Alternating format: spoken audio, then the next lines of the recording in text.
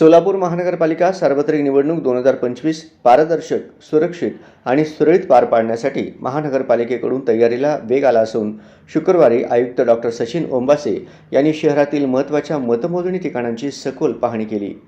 निवडणूक निर्णय अधिकारी 1 ते 8 कार्यालयांची पाहणी, निवडणूक प्रक्रियेचा मुख्य आधार असलेल्या निर्णय अधिकारी कार्यालयांसाठी योग्य जागेची निवड, विजेची सोय, बैठकीची जागा, दस्तऐवज ठेवण्यासाठी सुरक्षित कक्ष, IT सुविधा, सुरक्षा आणि वाहतूक व्यवस्थेचा डॉक्टर ओंबासे यांनी प्रत्यक्ष आढावा घेतला.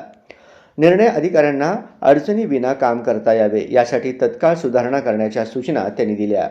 EVM संचयनाची कडक सुरक्षा व्यवस्था तपासली. मतदान यंत्रे, EVM, VVPAT सुरक्षित ठेवण्यासाठी आवश्यक स्ट्रॉंग रूमची क्षमता, CCTV coverage, double locking system, police बंदोबस्त, नियंत्रण कक्ष, प्रवेश निर्गम मार्ग, अग्निशमन उपकरणे, 7 दिवस 24 तास सुरक्षा या सर्व गोष्टींची आयुक्तांनी सखोल तपासणी करून 24 तास 7 दिवस सुरक्षा या सर्व गोष्टींची आयुक्तांनी सखोल तपासणी करून आवश्यक निर्देश दिले.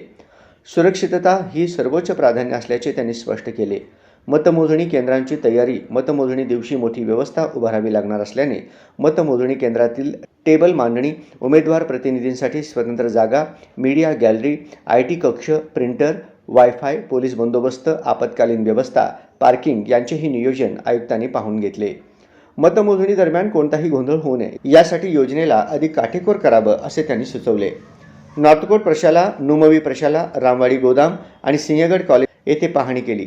या ठिकाणी मतदान यंत्रे, मतमोजणी आणि मतदान कर्मचारी कक्ष, मार्गदर्शक फलक, पिण्याचे पाणी, स्वच्छतागृहे, प्रकाश व्यवस्था, जनरेटर, इंटरनेट सुविधा या सर्वांचा बारकाईने आढावा घेतला. प्रत्येक निवडणूक दिनी नागरिकांना कोणतीही गैरसोय होऊ नये याकडे लक्ष देण्याच्या सूचना देण्यात आल्या.